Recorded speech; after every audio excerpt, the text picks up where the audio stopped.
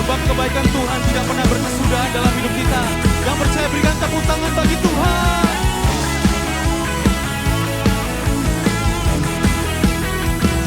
Bersama nyatakan, dari hari ke hari tak pernah terbatalkan, berkat-Mu turun atas hidupku. Dari hari ke hari tiada pernah tertunda, kesetiaan-Mu Kau limpahkan bagiku. Bersama katakan, tak berkesudahan kasih setia-Mu Tuhan, rahmat-Mu tak pernah habis dari hari-hariku. Tangan-Mu yang perkasa, besar kejayaan-Mu, selalu menopang hidupku, selalu pegang erat tanganku. Mari berikan tepuk tangan sorak-sorai bagi Yesus Tuhan.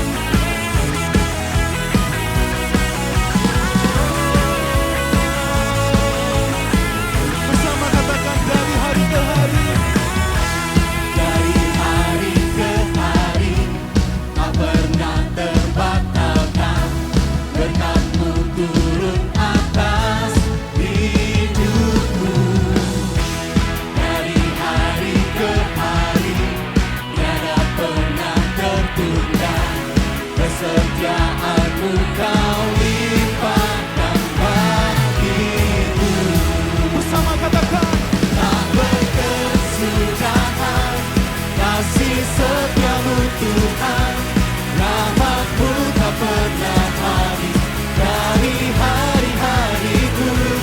Tangan-Mu yang perkasa, besar kejayaan-Mu, selalu menopang hidupku, selalu pegang erat tanganku. Mari jemaat yang di rumah, berikan tepuk tangan sorak-sorai bagi Yesus Tuhan. Sebab kasih setia Tuhan tidak pernah terlambat dalam hidup kita. Amin.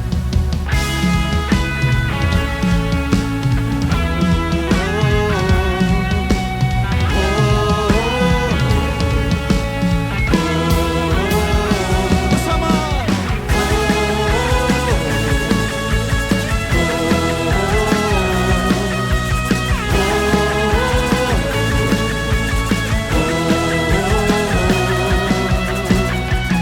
Tak berkesudahan kasih setia-Mu Tuhan, rahmat-Mu tak pernah habis dari hari-hariku. Tangan-Mu yang perkasa, besar kejayaan-Mu, selalu menopang hidupku, selalu pegang erat. Tak berkesudahan kasih setia-Mu Tuhan, rahmat-Mu tak pernah habis dari hari-hariku. Tangan-Mu yang perkasa, besar kejayaan-Mu, selalu menopang hidupku, selalu pegang erat tanganku. Berikan tepuk tangan sorak-sorai bagi Yesus Tuhan. Amin.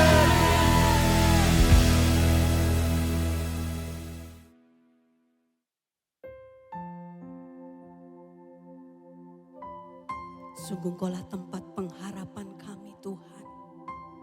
Di dalam satu nama yaitu Tuhan kami Yesus Kristus. Kami percaya selalu ada harapan, selalu ada jawaban. Melampaui kekuatan kami. Engkau Yesus yang sanggup. Engkau Yesus yang selalu memberikan kekuatan buat setiap kami.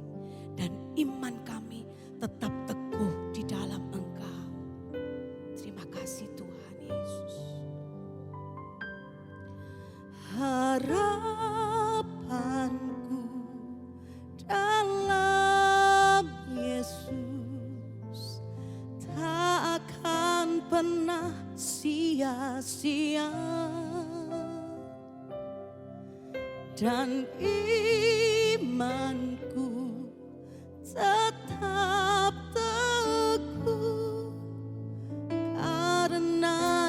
Yesus menopangku.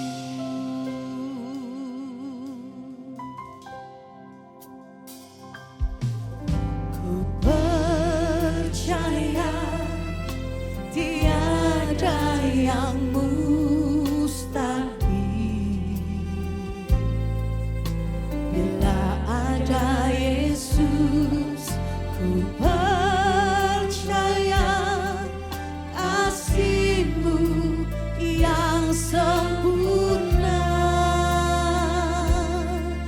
di dalamku. Ku percaya tiada yang mustahil bila ada Yesus. Ku percaya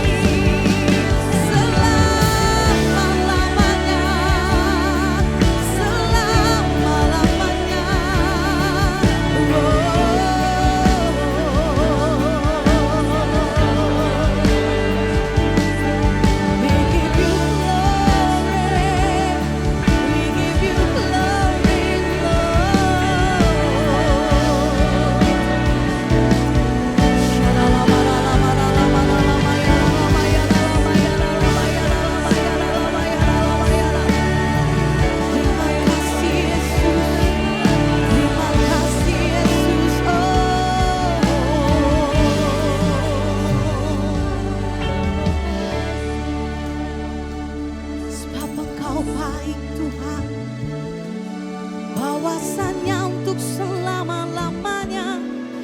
Kasih setiamu, oh. Thank you, Jesus.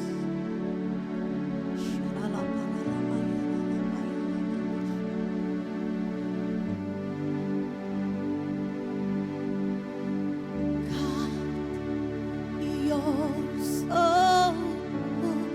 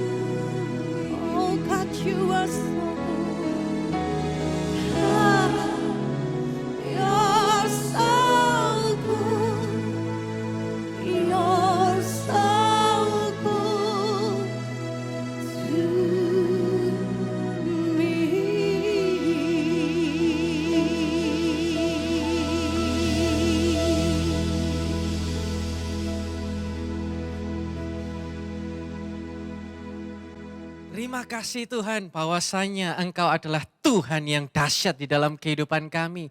Untuk selama-lamanya kasih setiamu tinggal di dalam kehidupan kami. Engkau Tuhan yang baik, Engkau Tuhan yang luar biasa. Tuntun kami di dalam firman-Mu Tuhan, berbicaralah, urapilah setiap kami yang mendengar.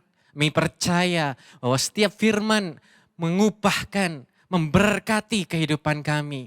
Tuntun anak-Mu, kami siap mendengarkan firman Tuhan. Percaya sama-sama katakan, amin, amin, amin. Ya, shalom saudara, sukacita di dalam hadirat Tuhan. Percaya katakan amin. Sebelumnya saya ingin bertanya kepada setiap saudara, seberapa banyak saudara hari ini yang berbahagia? Yang berbahagia, angkat tangan kanan. Yang gembira sekarang, angkat kedua tangan. Yang sukacita, angkat kedua tangan dan kaki kananmu. Ya, walaupun saudara di rumah biar tidak menjadi kaum rebahan. Paling tidak kita exercise sedikit. Jadi katakan amin. Sebuah tema yang saya ingin sampaikan yaitu adalah bahagia itu sederhana. Saya baca sebuah quote yang bagus sekali di sana dikatakan, happiness is not out there, it is in you. Kebahagiaan itu bukan di luar sana, tetapi kebahagiaan itu ada di dalam saudara. Seringkali yang terjadi kita berpikir bahwa aduh kalau mau bahagia di keadaan semacam ini enggak mungkin. Mau bahagia hari-hari ini mustahil. Ketika kita berpikir kata bahagia itu seperti sebuah khayalan. Sesuatu hal yang sukar sekali. Tapi saudara, saya ingin sampaikan kesempatan kali ini bahwa bahagia itu sederhana. Kenapa? Karena ada gospel, good news. Injil itu adalah kabar baik. Ini adalah alasan kenapa kita harus sering-sering mendengarkan gospel, kabar baik itu. Saudara bisa bayangkan sejenak hari ini. Gimana kalau seandainya saudara selalu diberitakan kabar buruk. Apapun itu tentang kabar buruk. Semuanya jangan loh ya, nanti akan alami sakit. Nanti akan terkena virus. Jangan loh ya, nanti ekonomi akan resesi, jangan buka usaha. Saudara, dengar kabar buruk terus, kira-kira perasaan saudara seperti apa? Bandingkan dengan ketika saudara setiap hari dikasih kabar baik terus.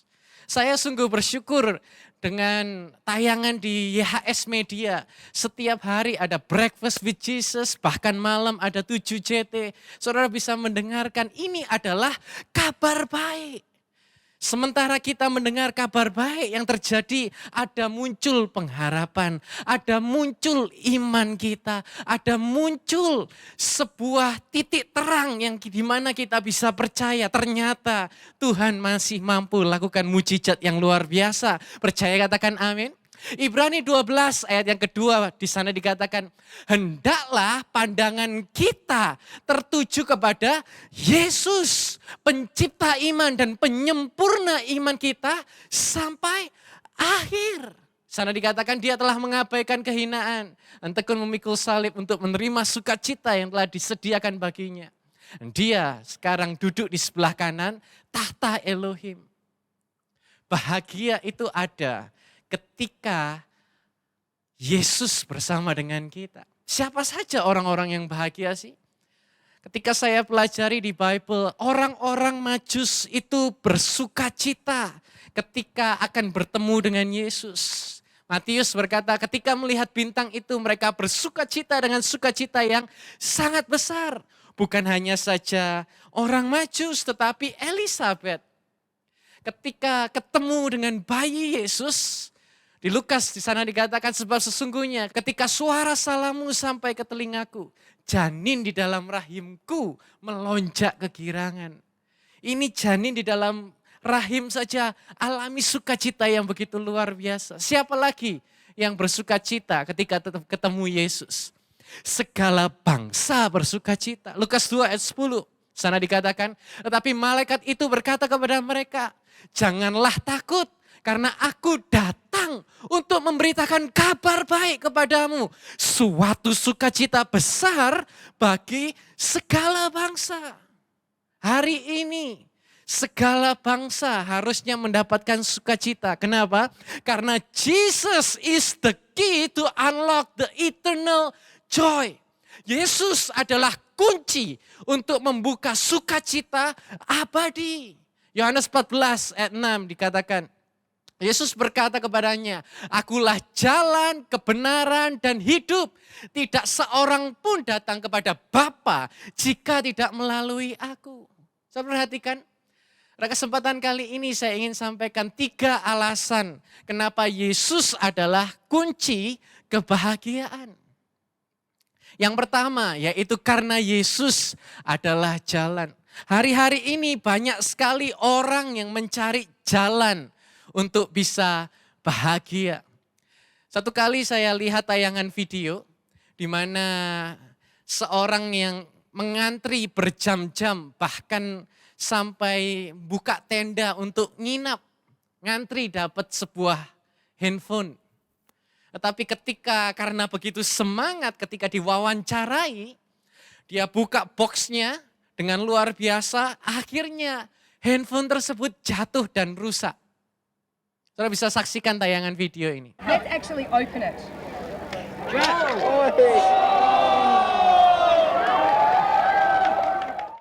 Ya saudara, apa yang saya ingin sampaikan? Bahwa dalam dunia bahagia itu fana.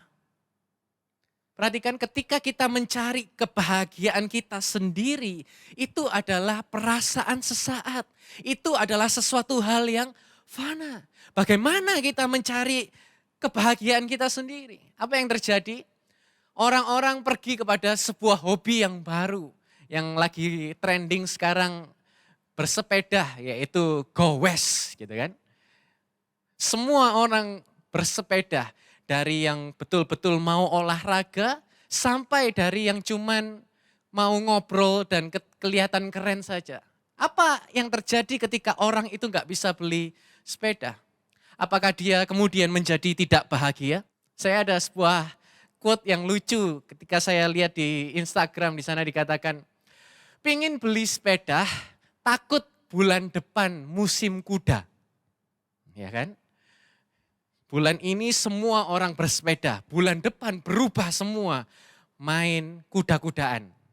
Kemudian apalagi orang cari kebahagiaan melalui sosial media. Banyak orang yang berburu likes dan follower. Kalau tidak ada like, apa yang terjadi? Kita kemudian merasa enggak bahagia. Banyak yang mulai dengan, oh aku harus dapatkan 100 likes ini. Kalau enggak aku enggak bahagia. Ternyata sudah sampai 100 like, dia pikir dia bahagia, ternyata biasa aja. Dalam hati dia berpikir, oh aku harus sampai 500 ini. Sampai 500 ternyata dia juga gak bahagia. Dan berikutnya. Menjadi orang yang tidak pernah puas. Mungkin ini adalah alasan kenapa banyak anak muda menjadi depresi. Saya sendiri saudara ingat 9 tahun lalu. Dalam hati saya berkata, karena saya suka reptil. Dan saya berkata kepada diri saya sendiri, kalau aku bisa beli kura-kura sulcata, aku pasti bahagia. Waktu itu saya galau, antara mau beli kok mahal, gak beli kok kepingin. Ya kan? Tapi kemudian ada seorang yang memberikan saya kura-kura sulcata itu. Saudara tahu apa yang terjadi? Setelah saya punya, akhirnya biasa saja perasaan saya. Enggak lagi menggebu-gebu, enggak lagi yang ekstrim kepingin begitu luar biasa. Biasa saja. Ini adalah gambaran bahagia yang fana. Bukan hanya itu, bahkan seringkali kita punya mindset yang salah. Oh, aku akan bahagia kalau aku punya mobil yang banyak. Aku akan bahagia kalau aku punya rumah yang besar, bisa jalan-jalan ke luar negeri, atau bahkan sukses di dalam pekerjaan. Ini yang sedang dijual di online world. Semuanya memamerkan material semacam ini. Saya ingin berkata kepada saudara, di atas langit selalu ada langit. Ketika kita hidup selalu membandingkan dengan orang lain, yang terjadi bukan bahagia, malah minder, iya. Pengkhotbah 2 ayat ke-25 di sana dikatakan, siapakah yang dapat makan atau menikmati hidup di luar Elohim? Siapa yang bisa menikmati? Tidak ada saudara. Dan saya percaya bahwa hari-hari ini kita nggak perlu cari kebahagiaan kita sendiri. Kenapa? Karena dalam Yesus bahagia itu bukan sementara. Tetapi bahagia itu tertanam di dalam rencananya yang luar biasa. Apa rencana Tuhan? Yaitu untuk saudara diberkati, untuk saudara dipulihkan, untuk saudara disembuhkan, untuk saudara menjadi orang-orang yang lebih berkemenangan. Bahkan sesuai dengan tema tahun ini, engkau akan dilipat kali gandakan anugerah di dalam kehidupan saudara. Yang percaya kita tepuk tangan yang paling meriah bagi Yesus Kristus Tuhan kita. Joy is not a temporal happiness, but a deep rooted contentment in God's plan. Saya ingin berkata bahwa Yesus adalah jalan, Dia adalah solusi, pemberi jalan keluar untuk semua masalah di bumi. Yesus adalah jalan satu-satunya menuju surga. Percaya katakan amin, percaya katakan amin. 3 alasan kenapa Yesus kunci kebahagiaan. Pertama, karena Dia adalah jalan. Sekarang yang kedua, karena Yesus adalah kebenaran. Apa kebenaran tentang kebahagiaan? Yaitu adalah tiru teladan Yesus ketika Dia ada di dunia. Hidupnya sederhana sekali. Bahkan gak punya banyak harta. Gak punya pakaian yang bagus. Walaupun Yesus pakai baju putih, ya kan, di foto-foto itu selalu pakai baju putih. Tapi saya percaya mereknya bukan Off-White. Saudara bisa bayangkan, ketika iblis mencobai Yesus, ditunjukkan semua kekayaan, semua kemuliaan di bumi. Apa yang Yesus lakukan? Ditolak mentah-mentah. Saudara bisa bayangkan yang terjadi bahwa semuanya itu ditolak mentah-mentah. Kenapa? Karena Yesus tahu bahagia itu tidak ditemukan dalam materi. Pengkhotbah 6 ayat kedua. Seorang yang kepadanya telah Elohim karuniakan kekayaan, kemakmuran, dan kehormatan. Sehingga dari segala yang ia inginkan, tidak ada satu pun yang kurang bagi jiwanya. Namun Elohim tidak memberinya kuasa untuk menikmati semua karunia itu. Melainkan orang lainlah yang menikmatinya. Ini adalah kesia-siaan dan kemalangan yang menyakitkan. Saudara, seringkali kita hidup dengan fokus yang salah. Yaitu kita berpikir dengan patokan pepatah dunia, waktu adalah uang. Pokoknya aku kerja dan kerja tanpa pedulikan keluarga, kesehatan. Kita ini seperti hidup di dalam rat race, belenggu. Apa itu rat race? Yaitu adalah kerja, dapat uang, kita hidup dengan hedon atau boros, kemudian hutang, untuk menutupi hutang, kerja lagi. Dan ini berulang dan berulang dan berulang terus. Yohanes 8 ayat 32, kamu akan mengetahui kebenaran dan kebenaran itu akan memerdekakan kamu. Hari ini saya ingin berkata, gak semua harus sempurna saudara. Tapi dari yang sederhana kita bisa mengucap syukur kepada Tuhan. Dalam segala hal, Yesus selalu mengucap syukur. Dan perhatikan, sesuatu yang besar itu terjadi. Yesus walaupun hanya dihadapkan dengan 2 ikan dan 5 roti. Sementara dia mengucap syukur, mujizat terjadi. Saya percaya hari-hari ini apa yang di tangan saudara yang sedikit. Ketika engkau mengucap syukur, oh jangan salah. Tuhan dapat multiplikasikan keadaanmu di dalam nama Yesus. Sebab dialah satu-satunya pribadi yang sanggup membenarkan orang berdosa. Di Golgota, Yesus mengambil dosa kita dan dia mengenakan jubah kebenarannya. Sehingga di dalam Yesus kita sudah menjadi orang-orang benar. 3 alasan kenapa Yesus kunci kebahagiaan. Pertama, karena Yesus adalah jalan. Kedua, Yesus adalah kebenaran. Dan yang terakhir, yang ketiga, karena bersama Yesus kita hidup. Roma 6 ayat 23. Sebab upah dosa adalah maut. Tetapi karunia Elohim adalah hidup yang kekal melalui Yesus Kristus Tuhan kita. Bible berkata bahwa oleh karena satu orang, dosa masuk ke dunia dan melalui orang itu setiap kita menjadi pendosa. Tetapi karena karunia Elohim adalah hidup yang kekal, hari ini karena Yesus kita peroleh keselamatan. Suatu kali saya dengar sebuah cerita, orang ini alami keadaan buruk demi keadaan buruk demi keadaan buruk. Suaminya meninggal karena penyakit. Kemudian ketika manajer di mana suaminya bekerja tahu dia meninggal, dia merampok semua barang-barang inventaris. Dan akhirnya dengan kesukaran yang semacam itu, keadaan buruk berikutnya terjadi, yaitu adalah dikira istrinya yang melarikan. Sehingga istrinya digugat oleh keluarga suami.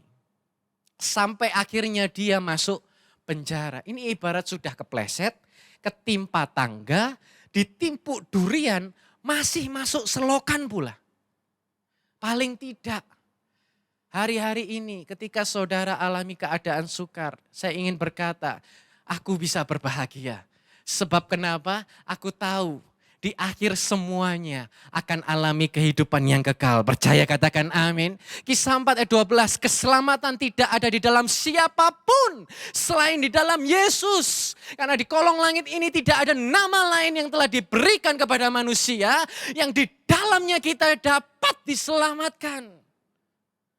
Haleluya. Bukan hanya itu, Lazarus pada waktu di dunia dia menderita.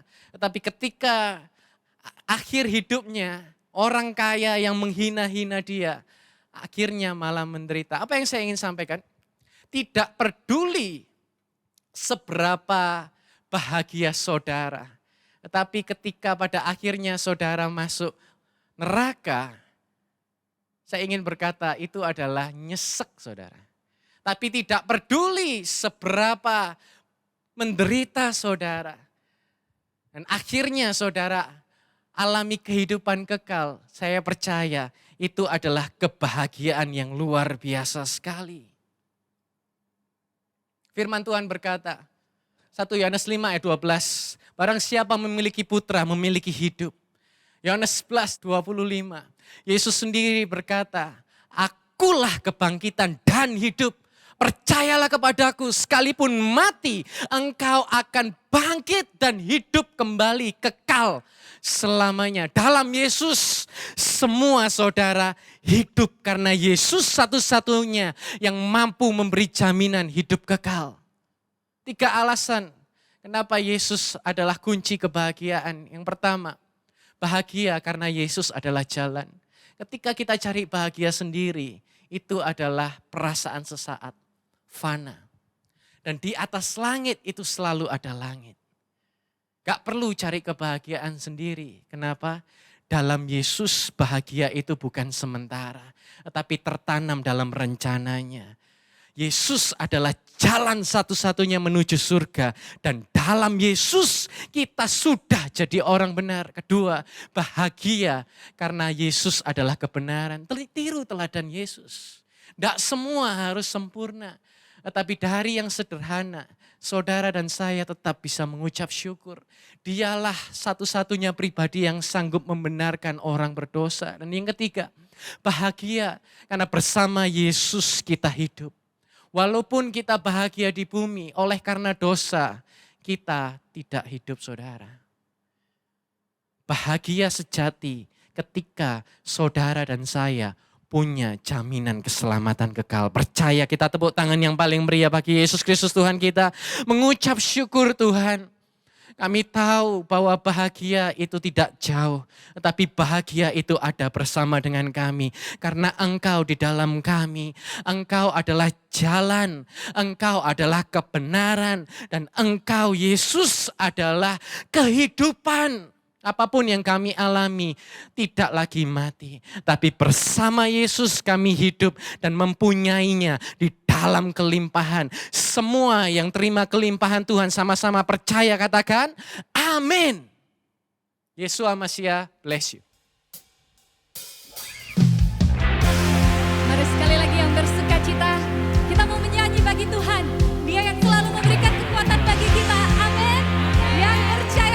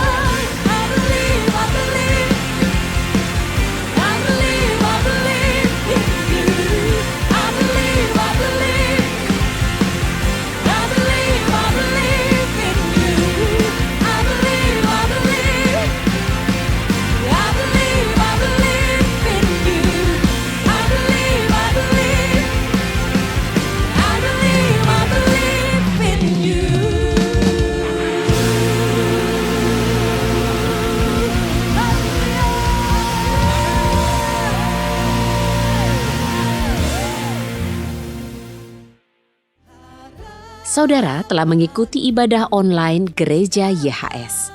Saudara yang diberkati melalui tayangan ibadah online diberi kesempatan untuk memberi persembahan.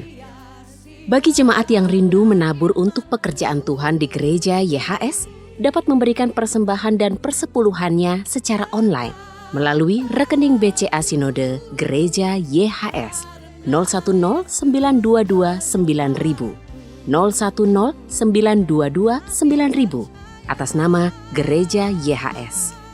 Atau transfer lewat aplikasi pembayaran online yang Anda miliki dengan men-scan QR Code yang tersedia. Sertakan keterangan persembahan atau perpuluhan dan juga keterangan dari kota mana. Contohnya, Persepuluhan YHS Makassar. Mari memberi dengan penuh sukacita dan dengan penuh ucapan syukur.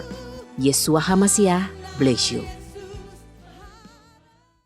Ku percaya kuasa-Mu nyata, kemenangan jadi milikku karena-Mu, dan ku percaya janji-Mu setia.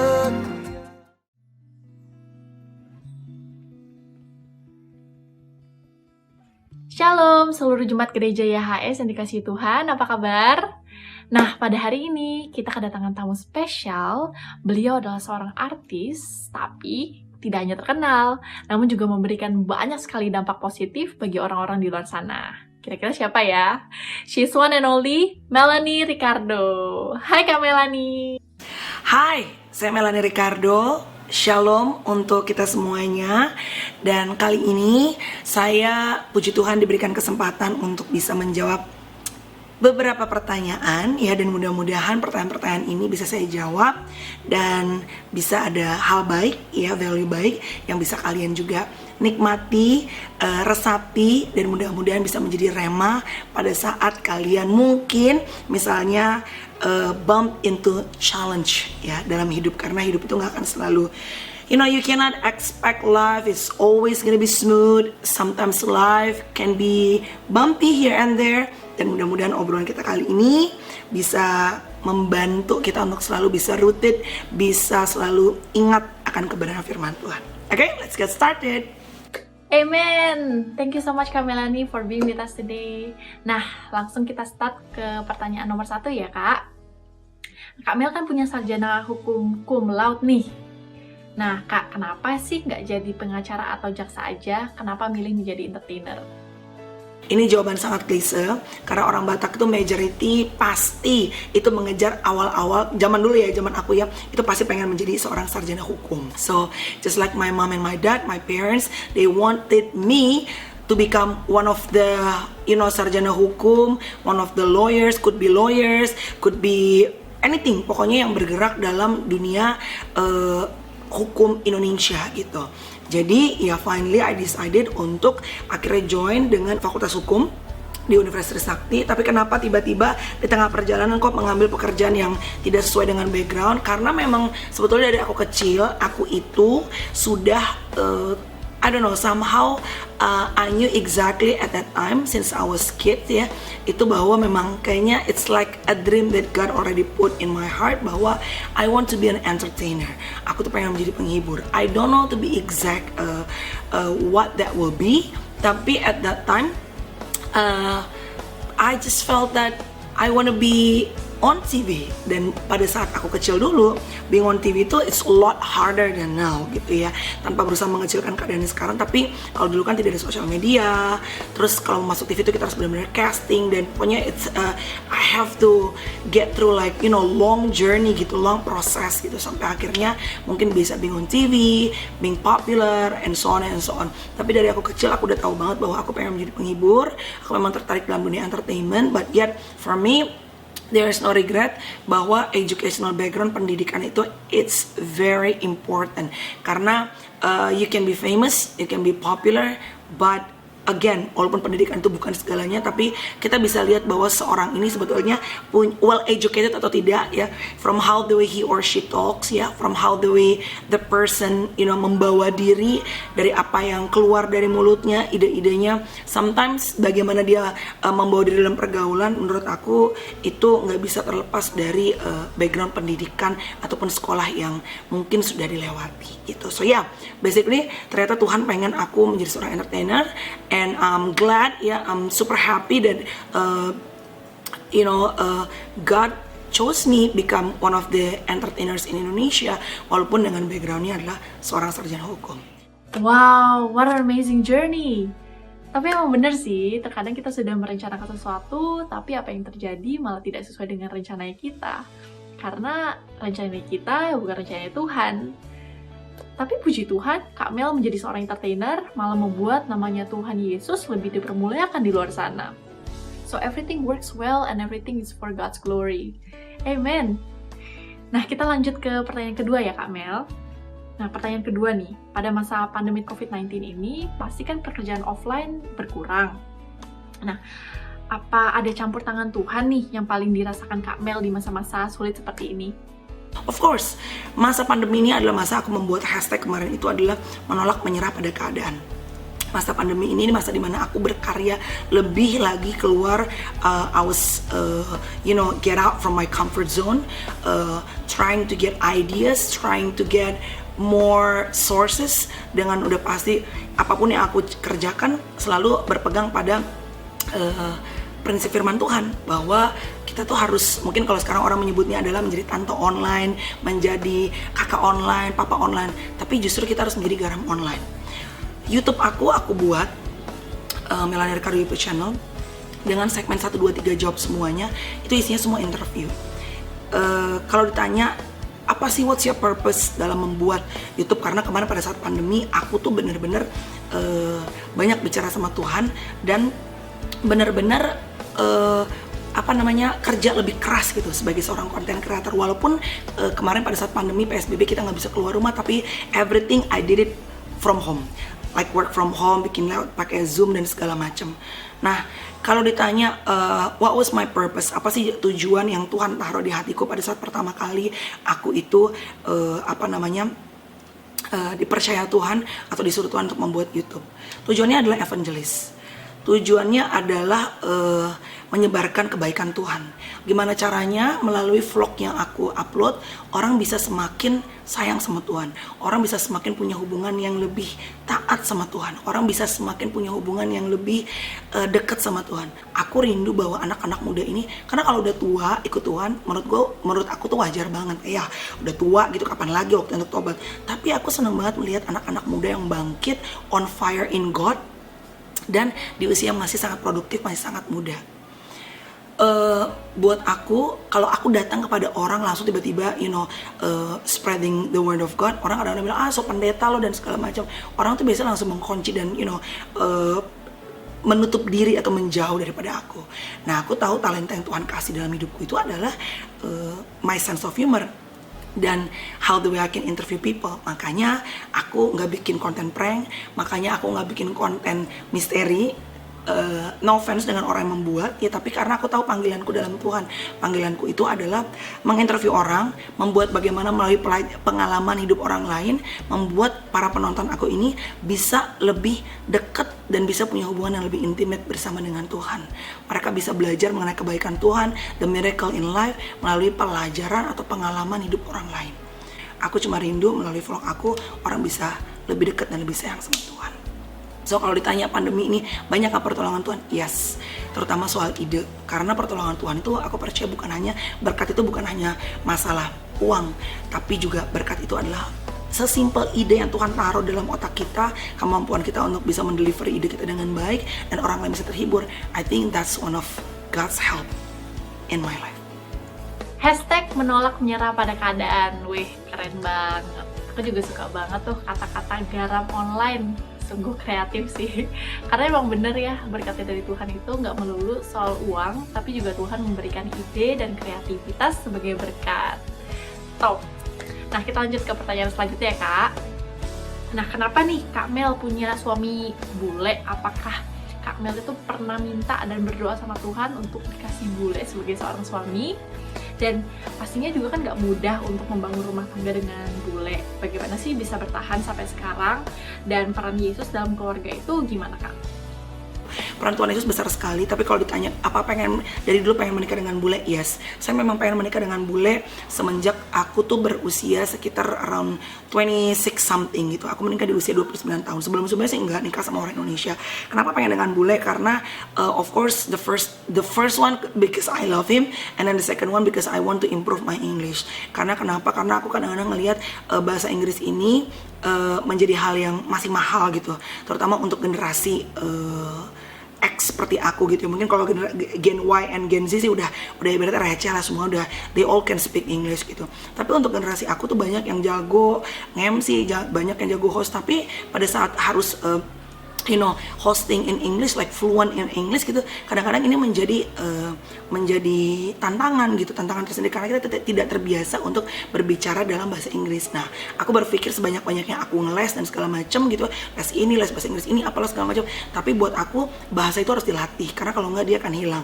Nah, one of the reason why I got married with bule karena satu ya physically, pasti physical attraction, dan yang kedua karena aku tuh pengen itu balik lagi pengen lancar dalam berbahasa Inggris gitu, and I think it helps a lot for my English right now even though I'm still learning gitu. Every day is learning process. Dan apa sih peran serta Tuhan? For me, mungkin dari usia pernikahan setahun 2 tahun di awal-awal juga we cannot survive without Jesus. I think Jesus is the center of our marriage. If you're asking me, is it always smooth? No, it's not at all. Temptation is there, the challenge is there, but if you ask me, is it gonna be worth it? Dengan segala usahanya, yes, it's gonna be worth it. Kenapa? Karena buat aku untuk bisa punya pernikahan yang langgeng dan sehat, it's tough, it's not easy. Salah satu kuncinya adalah kalau kita nggak pegang Tuhan, I think ya seperti tadi aku bilang, as I said before, I think in the beginning of my marriage is already falling apart. Tapi puji Tuhan, Tuhan rawat pernikahan kami sampai sekarang, almost 10 years. This month actually, ya, by the end of this month, it's gonna be 10 years. Peran serta Tuhan sih luar biasa banget. I think if you want to have a long life marriage, even though aku juga setiap hari juga masih proses belajar gitu ya, tidak bisa memberi wejangan macam-macam, tapi for me the foundation harus dibangun dan harus menempatkan Yesus Tuhan menjadi pusat dari segala apapun yang kamu kerjakan, in your work, in your how do you treat your husband, how do you treat your wife, even though again it's not gonna be perfect all the time, tapi I think Jesus should be the center of our marriage. Dan pernikahan yang sehat itu harus dipupuk tiap harinya gitu. It's like memupuk pohon sampai akhirnya bisa punya akar yang kuat dan juga bisa berdiri dan bisa menahan banyak banget angin dan juga badai dan everything, karena dipupuk dengan pupuk yang tepat dan dapat sinar matahari. Artinya semua proses-proses yang dibutuhkan itu terjadi dalam pernikahan kami, dan it's good or bad, sad or happy, that actually built our marriage. Yes, amen. Kalau kita menempatkan Tuhan Yesus di tengah-tengah kehidupan kita, di pernikahannya kita, yakin dan percaya, kalaupun ada badai, kita pasti sanggup untuk melaluinya. Oh. Lanjut ke pertanyaan selanjutnya, Kak. Sebagai artis yang penuh kesibukan, masih ada waktu untuk berdoa khusus nggak bersama suami dan keluarga? Dan masih pentingkah berdoa untuk Kak Mel dan sekeluarga? Well, of course, for me, praying is not only ritual. Praying is it's talking. You know what? Sometimes I don't always talk with God with this position. Sometimes I only like lying down on my bed, baringan, atau mungkin di mobil, like having conversation with God. Like actually, last night I was telling God like, gila ya, I was busy, tetap punya waktu doa, tapi kayak I miss you God, I miss you to have intimate moment with you gitu. Maybe some part of me that also miss to go to church, because I love go to church and go with Tyson, and then I love the moment that we worshiping God together, nyanyi dan segala macam bersama dengan Tuhan. So for me, datang kepada Tuhan tuh you gotta honor God, harus menghormati Tuhan, tapi lu juga kadang-kadang harus bikin, buat gue nih ya, this is my personal opinion, Tuhan tuh bukan cuma sekedar lo datang kepada Tuhan sebagai ritual, tapi lo datang kepada Tuhan because you miss Him. You miss being intimate with Him because you see Him as your best friend. My number one best friend, like I can share about anything in life with Him. Jadi kadang-kadang sesimpel, gue nggak pengen merangkai kata-kata. I just want being honest with God, like truly honest. Tuhan, gue lagi capek banget nih. God, I'm so tired. God, I'm running out of idea. God, I need you. Atau sesimpel kayak I don't understand what things that happen in my life. God, kenapa sih hal ini bisa terjadi sama orang ini? God, why? Teach me to understand, give me your wisdom, help me to see things through your eyes gitu. Karena kadang-kadang banyak hal yang terjadi dalam hidup yang kita nggak ngerti gitu. Dan despite of being bitter, menjadi penuh dengan kepahitan, kalau gue sih lebih memilih untuk datang kepada Tuhan and just being honest, like I'm talking with my best friend gitu. Jadi buat gue sih the perfect time is actually in the morning. Punya waktu bersama, kalau pas Tyson di sini atau kadang-kadang kita lewat internet suka berdoa sama-sama. And I teach my kids to also praying together with me. Cause praying together 2-3 orang berkumpul punya kekuatan yang luar biasa. I believe that. Nah, aku setuju tuh Kak Mel. Memang ya berdoa itu harusnya seperti ngomong kepada best friend. Jadi nggak ada boundaries dan akrab-akrab aja gitu. Top. Nah, kita move ke pertanyaan selanjutnya ya Kak Mel. Kak Mel kan berkecimpung di dunia artis. Apakah ada keinginan pindah agama seperti yang akhir-akhir ini terjadi? Dan spiritual journey Kak Melani itu seperti apa sih? Apakah Kak Mel menjadi Kristen karena orang tua atau dapat panggilan khusus dari Tuhan? Terima kasih Tuhan untuk ibadah yang luar biasa ini. Ibadah yang mendatangkan berkat bagi setiap kami. Ibadah yang mendatangkan kebaikan di dalam setiap kehidupan kami. Anugerah-Mu sempurna atas setiap kami. Kami percaya bahwa hari-hari ke depan ada rencana Tuhan yang spesial. Ada semuanya yang luar biasa Tuhan sudah sediakan di dalam kehidupan kami. Dan pada akhirnya kami mengangkat tangan kami, terima berkat dari Bapa Yahweh oleh kuasa penyertaan dari Roh Kudus. Dan anugerah di dalam Yesus Kristus memberkati kita, mengurapi kita, memulihkan kita, menyembuhkan kita melalui anugerahnya dari sekarang sampai selama-lamanya. Terima berkat Tuhan, sama-sama kita percaya, katakan amin.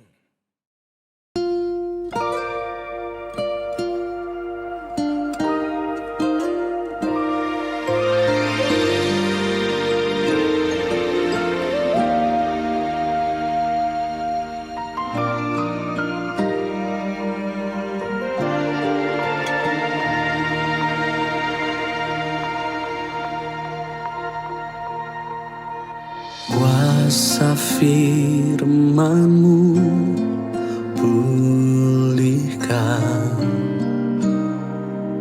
bangkitkan imanku, salib-Mu bebaskan, selamatkan hidupku, damai-Mu sertaku, Immanuel, kasih-Mu bagiku selamanya,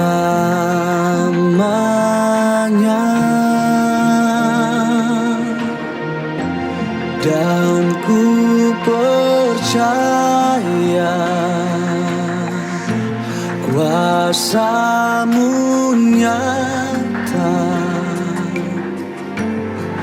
kemenangan jadi milikku karena-Mu, dan ku percaya janji-Mu setia, kesembuhan ada bagiku karena-Mu, Yesus di pihakku.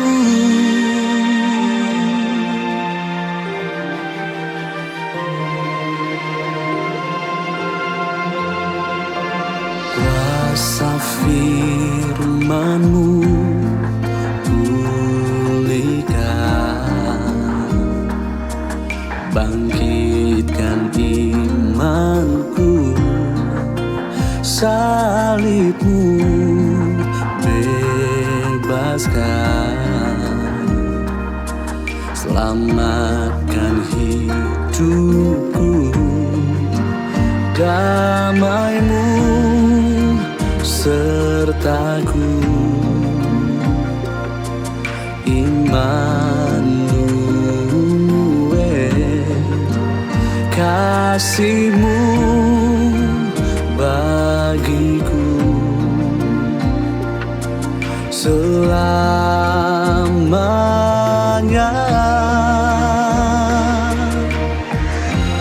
Dan ku percaya kuasa-Mu nyata, kemenangan jadi milikku karena-Mu, dan ku percaya janji-Mu setia, kesembuhan ada bagiku karena-Mu, Yesus di pihakku.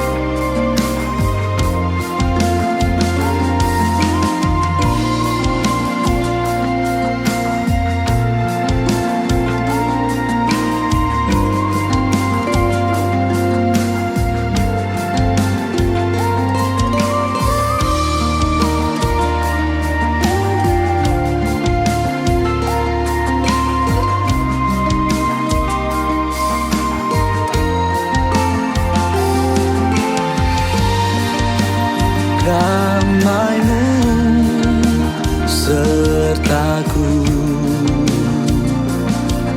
Immanuel, kasih-Mu bagiku, selamanya.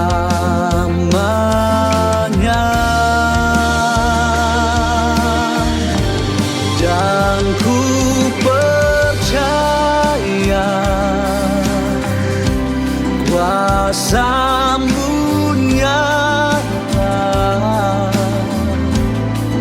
kemenangan jadi milikku